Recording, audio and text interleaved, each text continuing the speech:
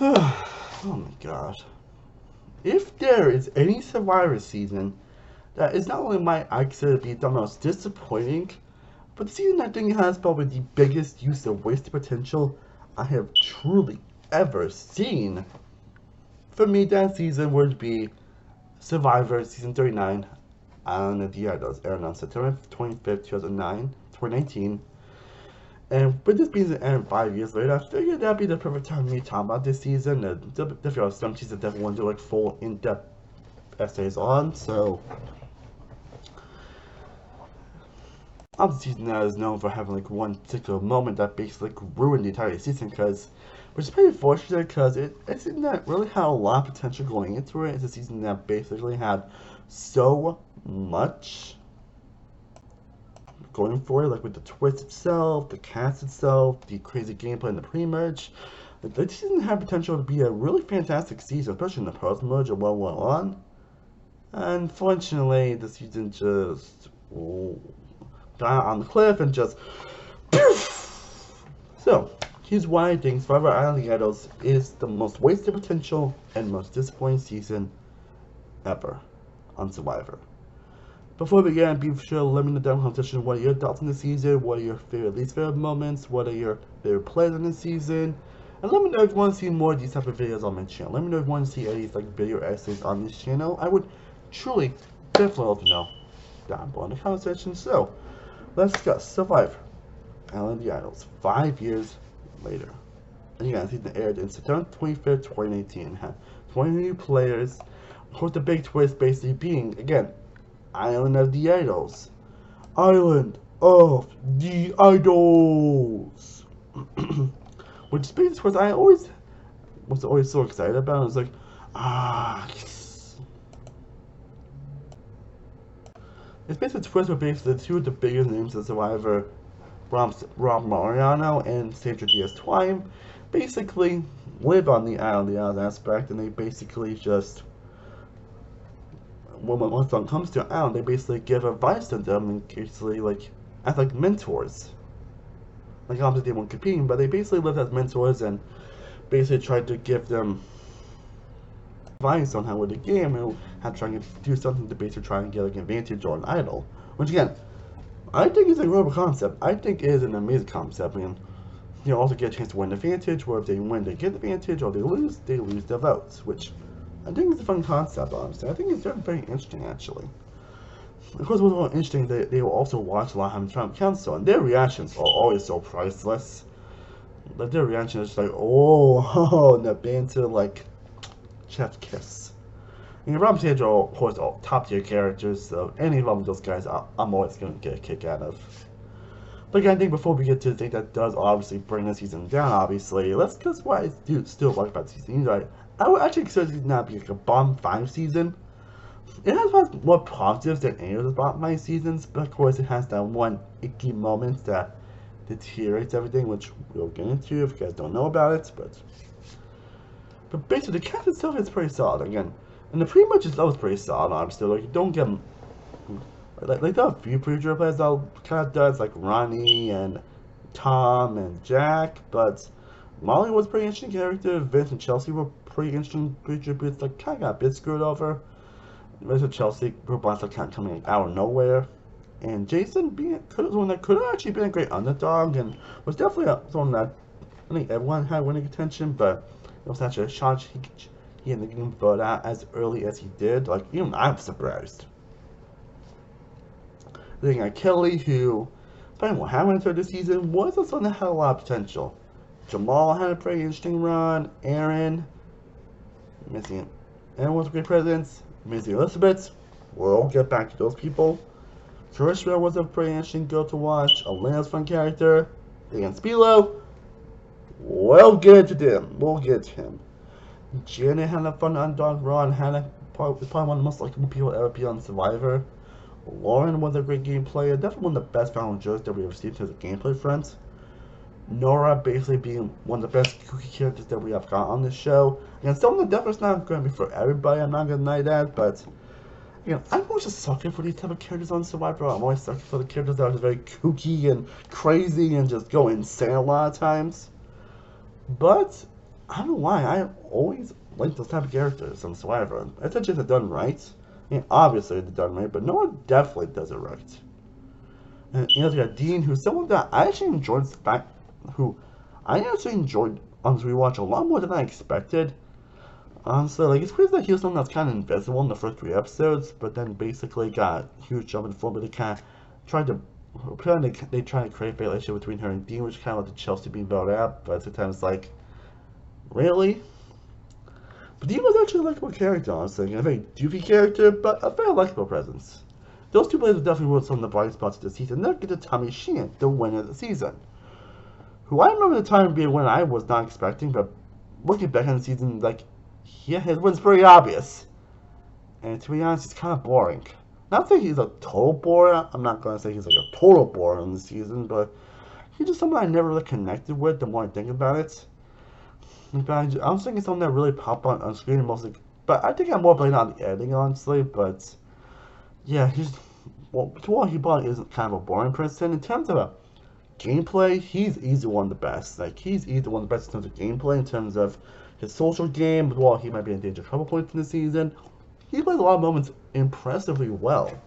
So while he might be kind of a character, like, I wouldn't say he's like total boy. He can have that fun character moment here and there, but you know, yeah, the one finale, he's probably was more between him, Janet, and Lauren, the two people I expected to win this season.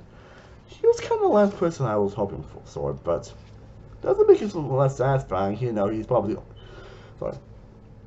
Even though he is probably the only person to basically not go to the island DLs, obviously, but as a whole, I'm fine with time to win, honestly. Even though I think Lauren or even Jan should deserve to win, especially when they really hinted that a female was going to win this season. Like, even Sandra herself hinted at many times, so it's like, really? There was the point of all that.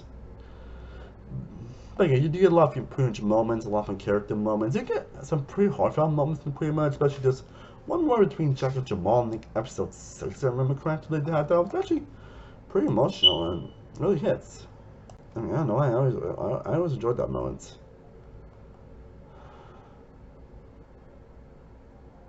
And now, but again, there are some good moments in the season. There are some pretty interesting moments that happen throughout the season. Those moments I really did enjoy throughout.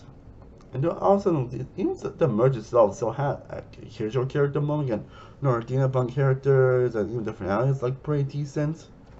There are definitely some fun aspects that can be had. But now, I had to talk about this. I mean, I was the one decided to make this video, so. While there definitely are some good elements in Out of the Idols, we get to the moment that makes this season not only disappointing, but the definition of wasted potential. That is, the Dan Spiel situation that happened in the merge episode we made to the merge, which I think is probably the worst episode in Survivor history. Like, I remember when this episode aired. I was there. I watched this episode as it aired.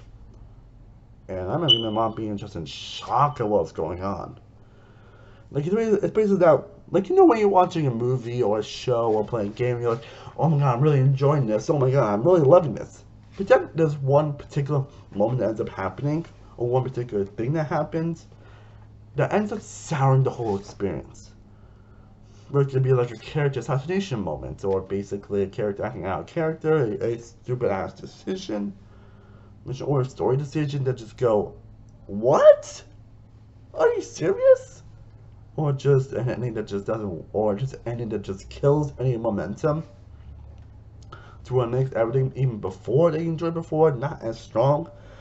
Like for example, the ending of that movie High Tension, which I did actually watch last year. If I remember, was that last year? With that twist ending that happened in High Tension, basically ruins what could have been an incredible movie, or basically the ending of How I Met Your Mother. I think that was so infamous, it basically ruined what happened before. It basically ruined the theory of what happened before. That's what happens in the Idols, where it's a moment that's so bad, it basically ruins what happened before in the pre-match and ruins everything after this. I'm not gonna get too much into it. But I'm big contest. But basically, long story short, Dan Spilo was very touchy feely towards a lot of people, mostly like Kelly. It was kind of hinted at episode 2, and I thought they resolved it, but apparently it wasn't. And you were still feeling that way in the pre-merge, where Kelly got pretty upset about it. Production stepped in and had a brief, vague talk about boundaries, which never really hinted towards that, never really talked to Dan directly about that. And then you get to Elizabeth and Misty, who basically just decided to basically use that situation and try to say, oh, she did that to me too. But yeah, try to do that to like it's always icky when people try to use like personal things to basically for game reasons. And that's what Misty and Elizabeth did. I think their reputations are still sour to this very day because of that situation. And honestly, and to be told, for a good reason. Yeah. And we did have to see Dan basically trying to focus on trying to vote out Dan. Yeah, fortunately, they managed to get enough votes to actually blindside Kelly. And Dan's reaction was like, what? Like, oh my god. Like, I don't remember Dan still feels bad for the situation, or he definitely feels a lot for the situation. And couldn't be wrong, but wow. You know what's even worse? That this could have been an all-time great moment. Because Kelly, mind you, people don't forget, she had 2 aisles in her pocket. Kelly got voted out with 2 aisles in her pocket. First time that happened since James in season 13. Like, that could have been an all-time great Chop Council, an all-time great blindside, an all-time wonderful blindside that changes the trajectory of the season. And yet, because of that whole damn situation, just so icky and just so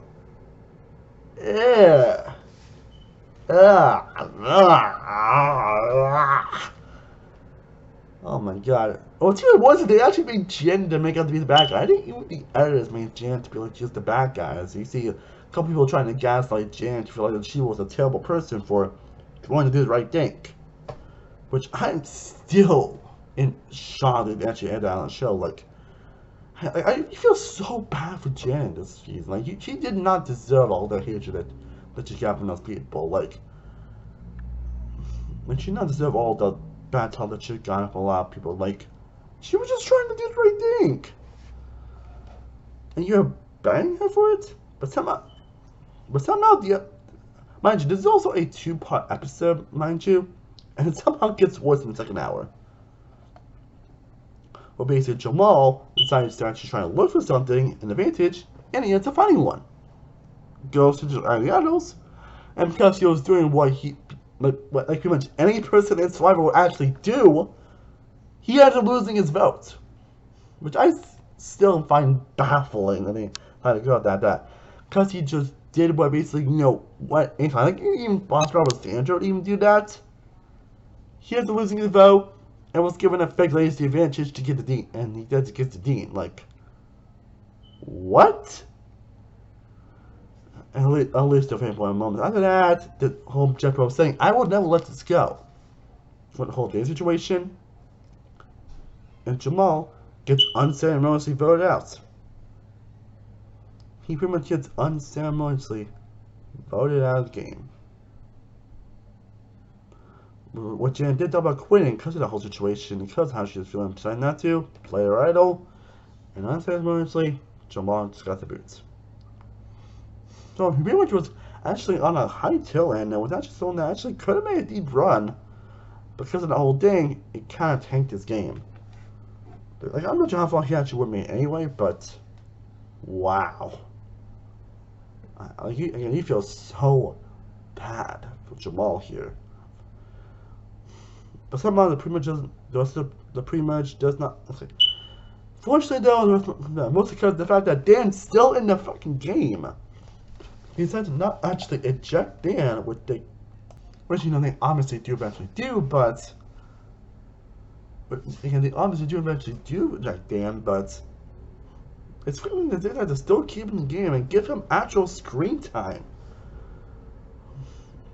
Were they still trying to make you care for him when he gets to see his son? We're just like, why is this guy still here? Why is he still getting screen time? Why is he still in? And the worst part is that if he did not get ejected, he probably would have made Final 3.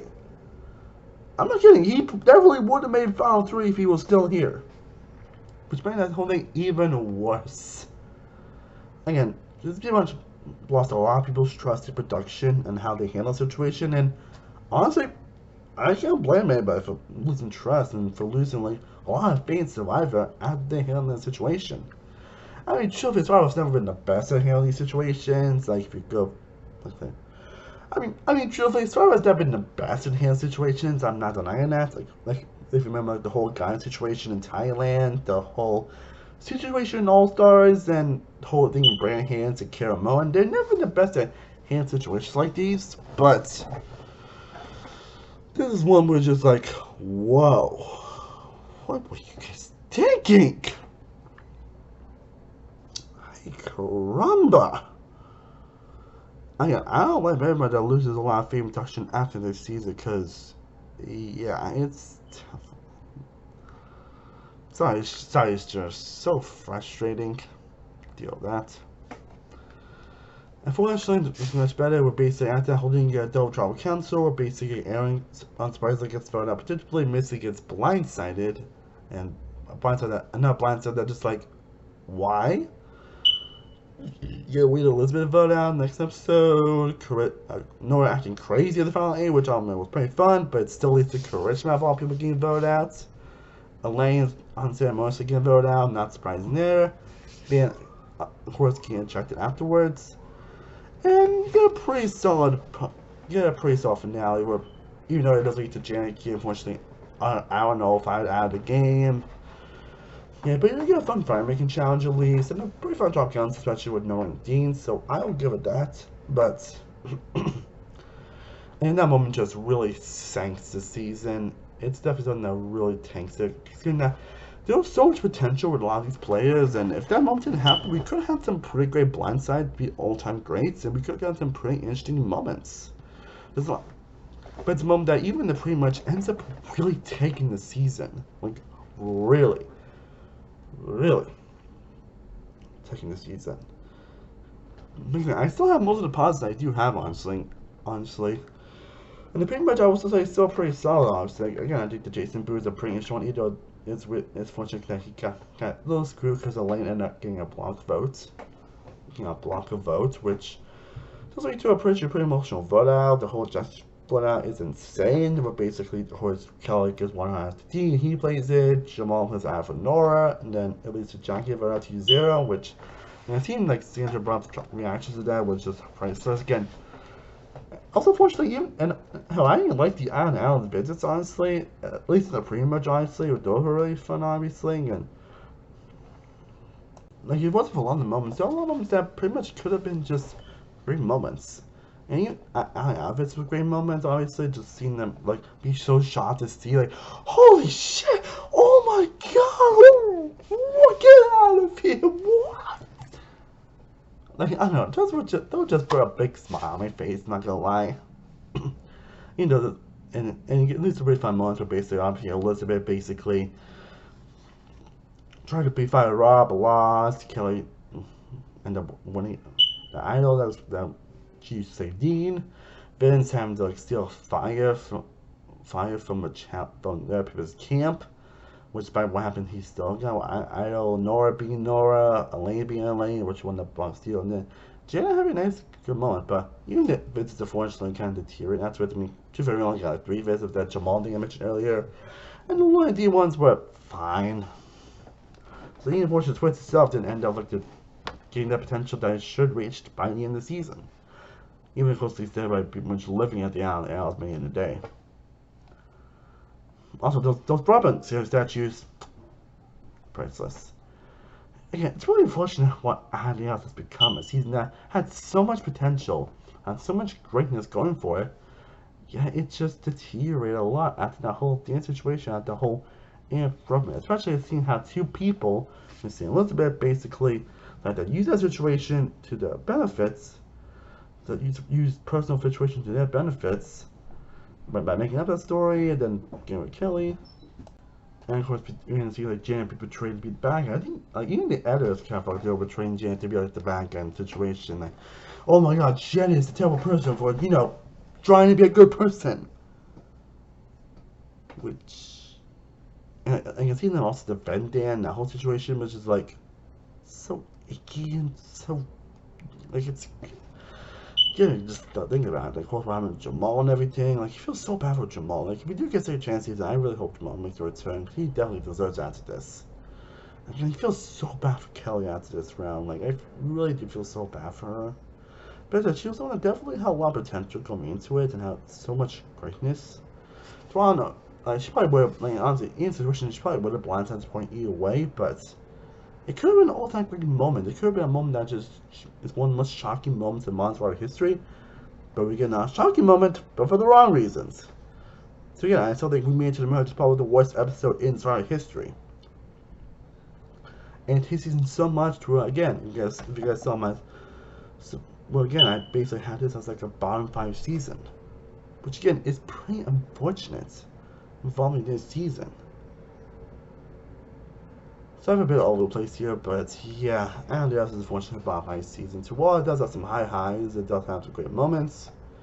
That moment really tanks this season to being bottom 5, and I pray we don't get a moment that has us worse than this, because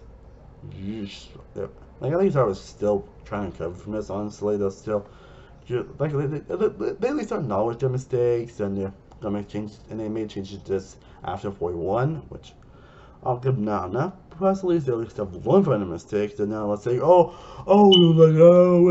mistaken, and this and that, and everything. Like, no, they actually took responsibility, so I'll just give them that, though.